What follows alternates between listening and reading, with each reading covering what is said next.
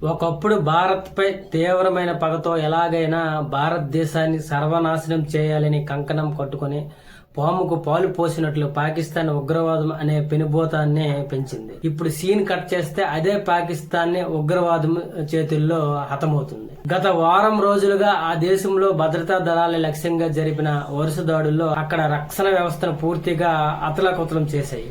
July 1 నుంచి July 7 మధ్య కేవలం 7 రోజుల్లోనే వివిధ ప్రావిన్సీల్లో జరిగిన చిన్న పెద్ద దాడుల్లో 50 మందికి పైగా పాక్ భద్రతా సిబ్బంది ప్రాణాలు కోల్పోవడం సంచలనం సృష్టిస్తుంది. మిలిటరీ స్థావరాలు, పోలీస్ పోస్టులు, కోస్ట్ గార్డు క్యాంపులపై ఉగ్రవాదులు తెగబడి దాడులు చేయడంతో పాక్ ప్రభుత్వం, సైన్యం వణికిపోతున్నాయి. రీసెంట్ గా జూలై 7 జియారత్ జిల్లాలో పోలీసులను లక్ష్యంగా చేసుకునే జరిగిన తాజా దాడిలో 16 మంది పోలీసులు మరణించారు. అయితే భద్రతా దళాలపై వరుసగా జరుగుతున్న ఈ దాడులు పాకిస్తాన్ లో శాంతి భద్రతలు ఎంత దారుణంగా క్షీణించాయో స్పష్టం చేస్తున్నాయి. అంతర్జాతీయ మీడియా నివేదిక ప్రకారం గతంలో 2024 ఏడాదిలో పాకిస్తాన్ లో రికార్డు స్థాయిలో 1099 ఉగ్రవాద దాడులు నమోదు కాగా ప్రస్తుతం 2025-26 నాటికి ఈ సంఖ్య మరింత గణనీయంగా పెరుగుతుందని నివేదికలు అంచనా వేస్తున్నాయి. ఆనాడు ఇతర దేశాలను దెబ్బతీయడానికి పెంచి పోషించిన ఉగ్రవాద భస్మాసురుడే